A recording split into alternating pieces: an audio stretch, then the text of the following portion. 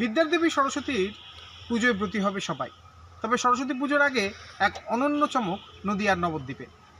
পেশায় অঙ্কন শিল্পী এবং রীতিমতো আঁকা নিয়ে কাজ পাজ নবদ্বীপের গৌতম সাহার। আর তিনি এবার একটি বাদামের খোলার ওপর তৈরি করে ফেলেছেন 12 মিলিমিটারের সরস্বতী মূর্তি।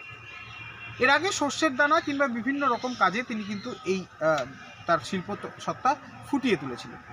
তবে এবারে তিনি নিজের রেকর্ড নিজেই ভেঙেছেন।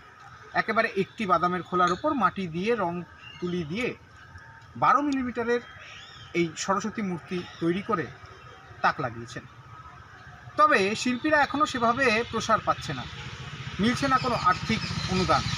তাই সে কারণে তিনি চাইছেন তার কাজ যদি কোনো জায়গায় সংগ্রহ করে রাখা হয় তাহলে তিনি খুশি হবে, এবং অপরদিকে যদি কেউ শিখতে চায় তাদেরকেও শেখানোর জন্য তিনি এগিয়ে আসবেন বলে জানিয়েছেন।